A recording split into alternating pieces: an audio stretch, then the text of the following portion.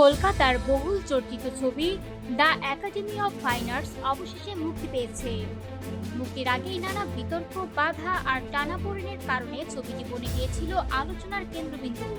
ভারতের certification board ছবিটিকে দিয়েছে অ্যাডাল্ট সনদ, যা সাম্প্রতিক সময়ে কলকাতার বাংলা ছবিতে খুব একটা দেখা যায় না। 14 নভেম্বর মুক্তির কথা থাকলেও শেষ মুহূর্তে টালিগঞ্জ ফেডারেশন ছবির মুক্তি আটকে দেয়। অভিযোগ, প্রযোজনা প্রতিষ্ঠান প্রমোদ ফিল্মসের আগের দুটি ছবির বকেয়া এখনো পরিশোধ হয়নি।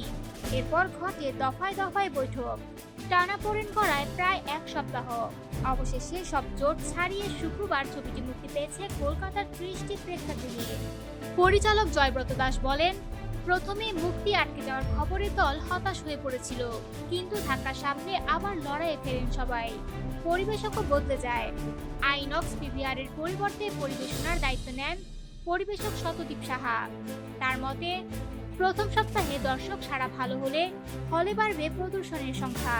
ছবিতে অভিনয় করেছেন পায়েল সরকার, রুদ্রনীল ঘোষ, সৌরভ দাস, ঋষভ বসু, অনুরাধা মুখোপাধ্যায় সহ টলিপাড়ার জনপ্রিয় অনেক তারকা।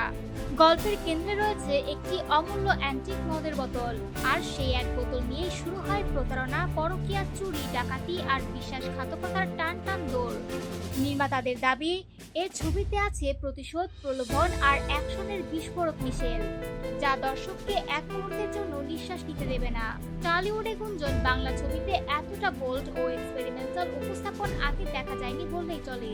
পরিচালক জয়ব্রতের ভাষ্য, এটি মূলত একটি পাল্প অ্যাকশন থ্রিলার। তার প্রিয় পরিচালক কুইন্টিন ট্যারান্টিনোর কাছ থেকেই অনুপ্রেরণা।